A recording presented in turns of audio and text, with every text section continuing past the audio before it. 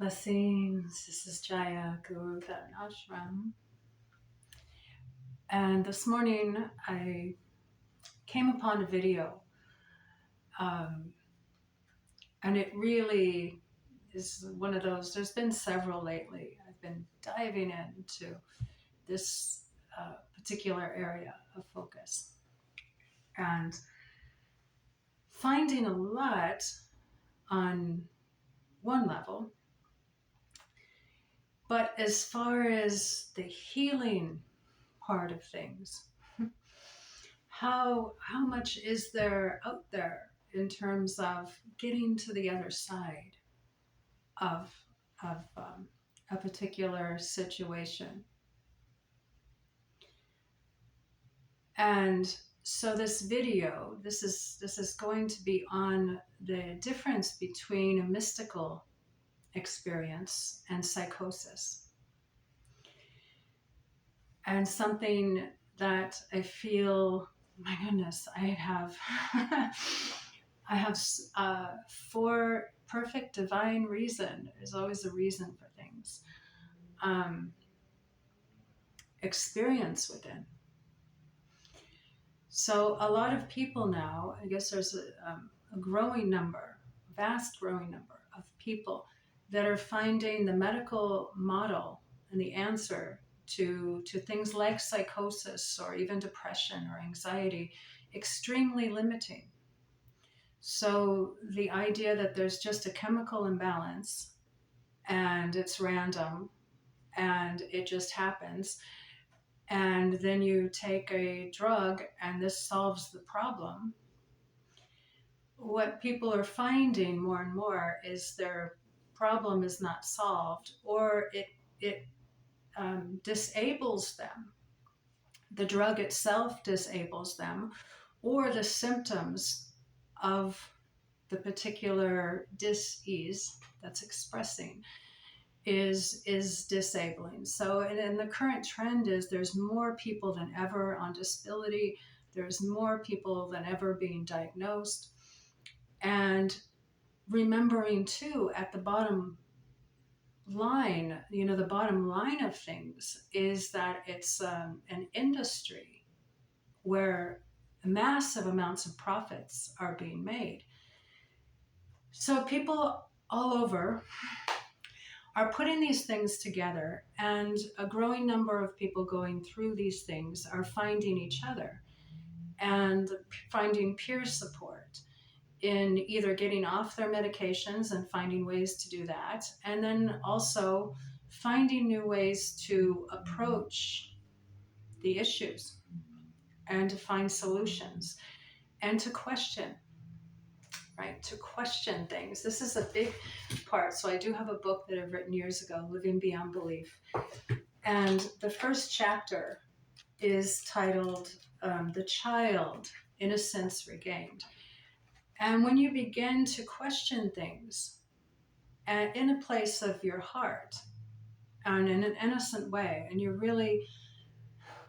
just wondering, right? And you're like, well, what if?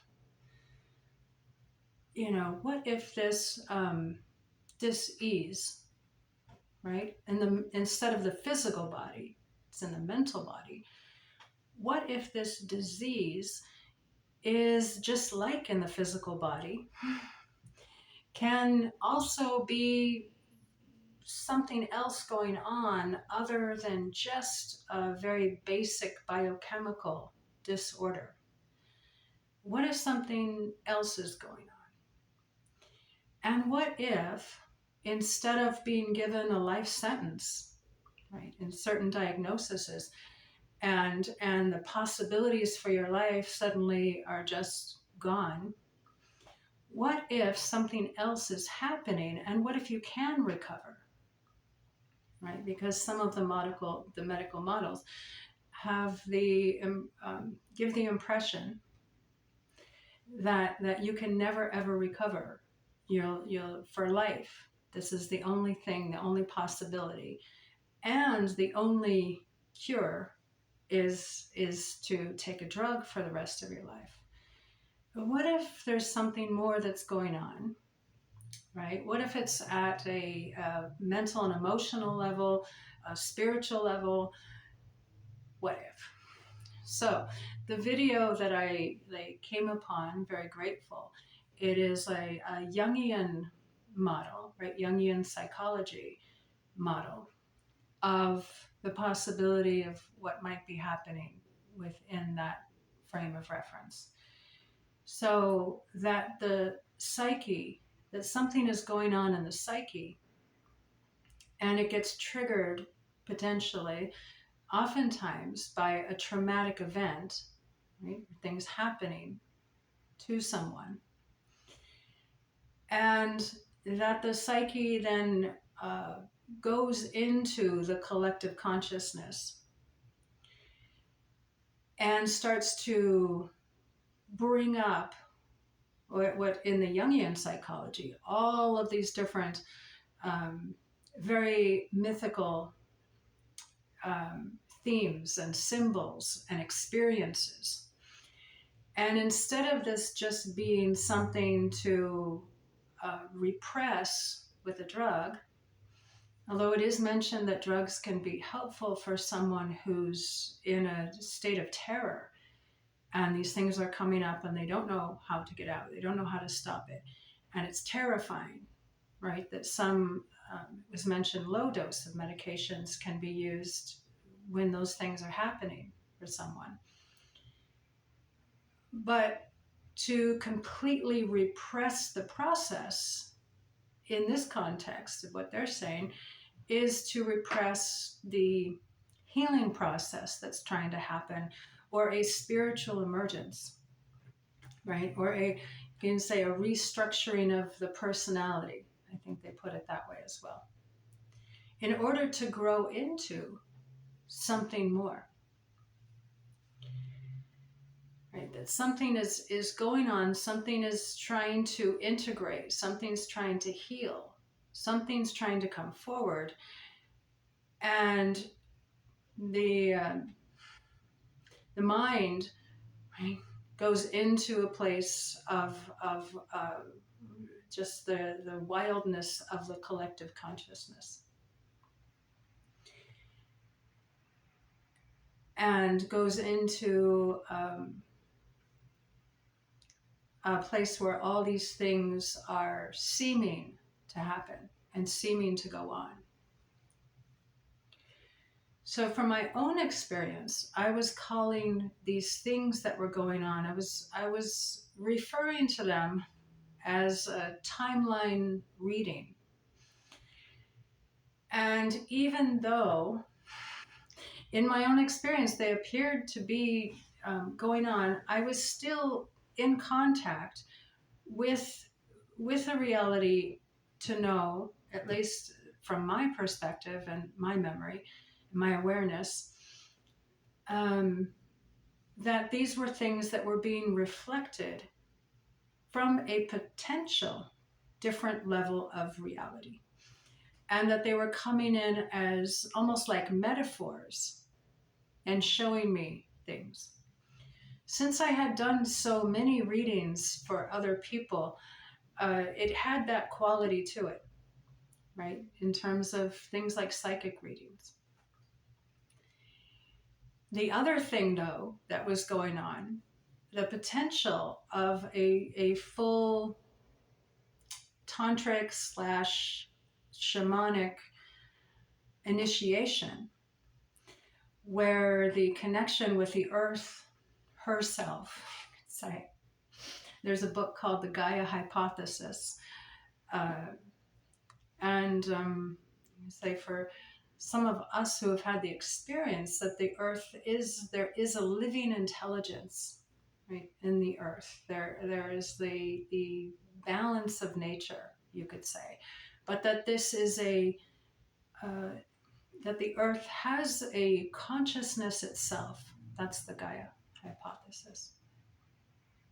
And that this is an intelligent field that we can even learn from and learn to work with in an entirely different way. There's great potential spiritually on many different levels.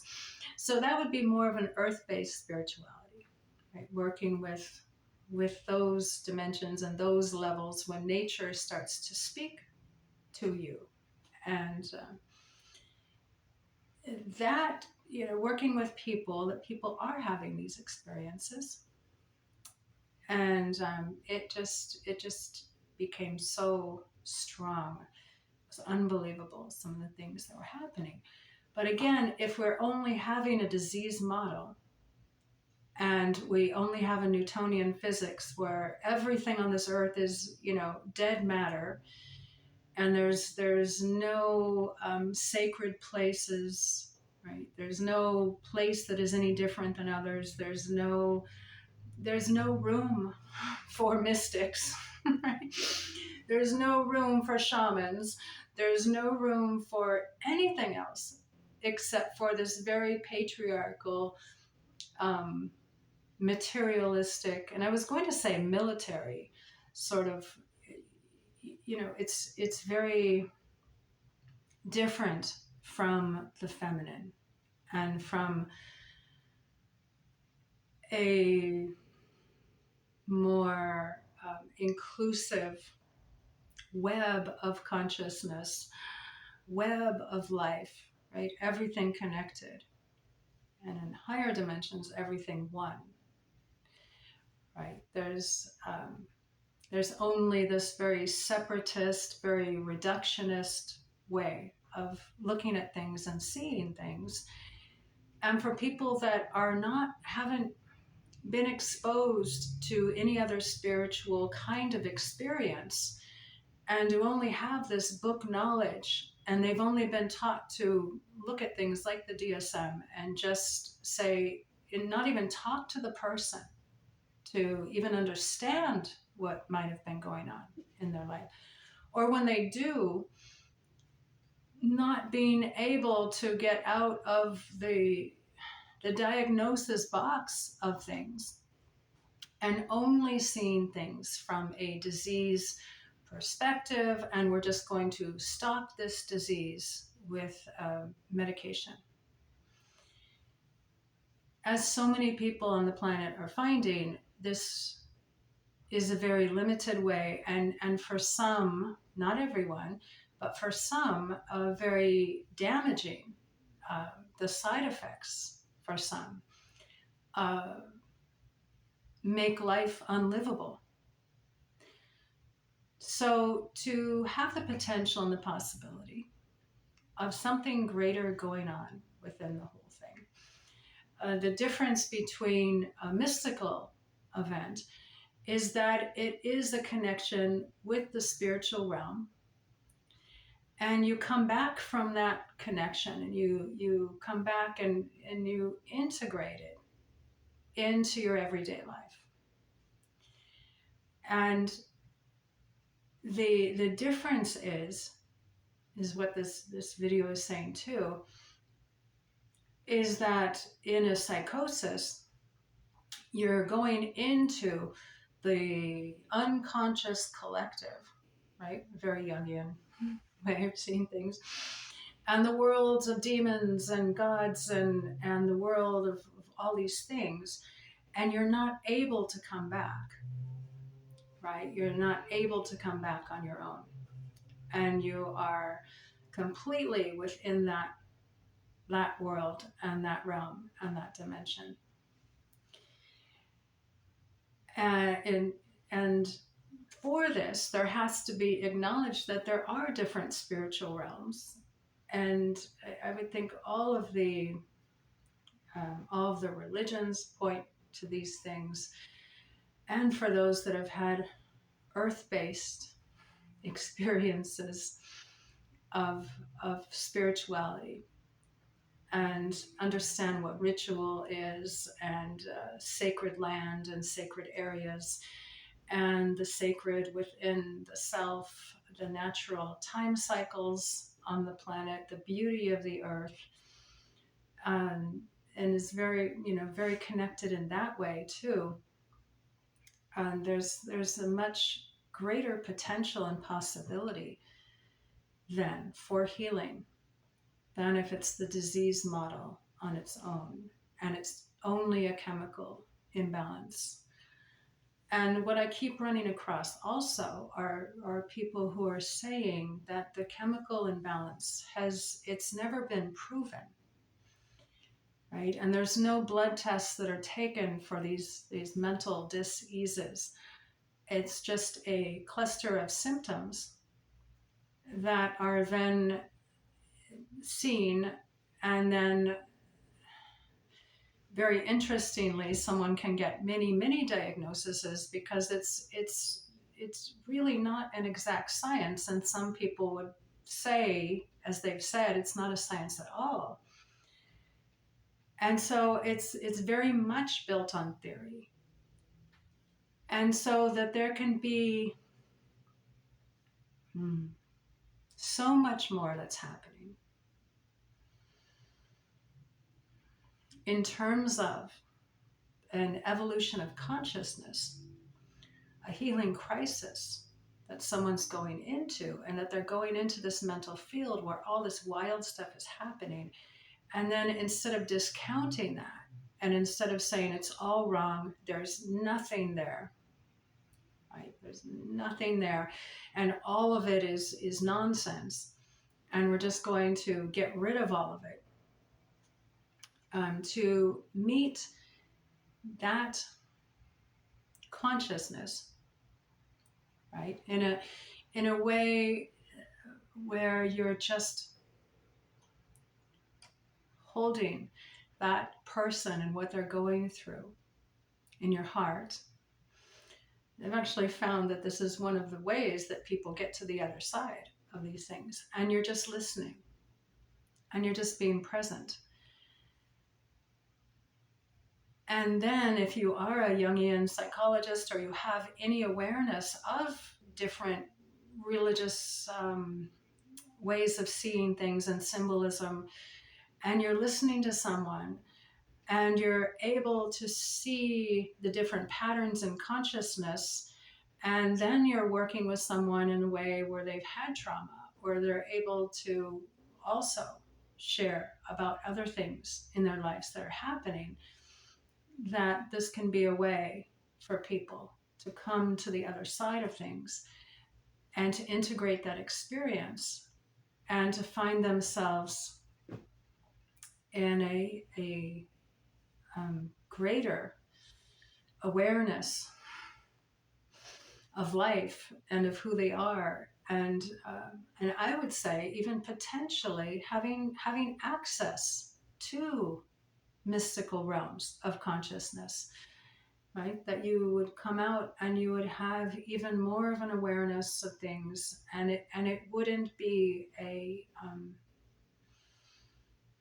negative impact on your life. Right? And you would be able to have things in context and be able to integrate them into a way that makes sense, and into a way that you can live and contribute, and not just be a just given a life sentence and it's over. So that there has been people who have come out the other side and sharing their stories of that process. And in every single case, there's always someone there that was able to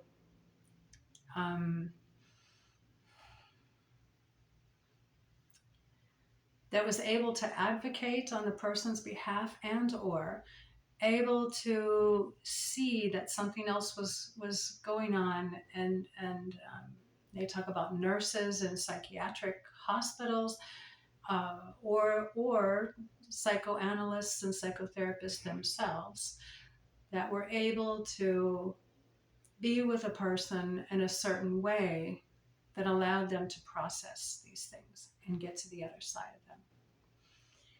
So a mystical experience, again, I've been called a mystic by someone who is in the spiritual field of things, and who is a well-known, you could say mystic themselves, but a well-known spiritual teacher. And so by that person and by other people, and as I've shared, the whole guru thing that I can't seem to get away from, that I believe there was much, much, much more. In fact, now I know there is. That was going on in the process that's been these last few years. And what this my research, you could say, is also bringing up is the social and potentially financial dynamics. And so when I have people who I've worked for free, and I have to look at all of that myself, and not having a way of where I have been bringing in money, and then other dynamics where it was not paid back and taken, other dynamics where contracts weren't honored, or people weren't even talking to me and weren't even questioning anything that was happening, when they knew I was at one of the most powerful goddess temples in the world doing a puja, and that potentially things could have been going on other levels. So financially, this became something, and at this moment in time still is. So if you want to donate, and or to work in a deep way with your gifts coming forward, with your spiritual awareness awakening within you in the way that it's designed for you. So one of the things was I was supposed to have said something that was racist, and when I questioned the person who had seen this, they said it was against Muslims. And to me, and maybe other people, and I guess other people too, and there's no memory of this whatsoever. And there are things that could have explained what happened in this. People said it was potentially foul play. But I mean, one of my clients was Muslim. And when we work in the field beyond belief, it's what's in your heart and what's in your soul. And when you're growing, even when you're growing professionally, but when you're growing personally, when you're coming into a greater service for others, these things can come up inside of you, uh, and the blocks that'll come up inside of you. So I work with people in that way too, to get to the other side. So light at the end of the tunnel, reframing um, psychosis as a potential doorway into the mystical union with God, and into a way of knowing, of healing trauma, and of knowing yourself more deeply and intimately, is a potential to come out of that. That's beyond the disease model, and being aware of the potentials of different people needing different things and what's truly working, and being aware of that. All right. Thank you so much for watching. This is Jaia. If you do want to donate, there will be information in the, what do you call it, description area. All right. Thank you. Blessings.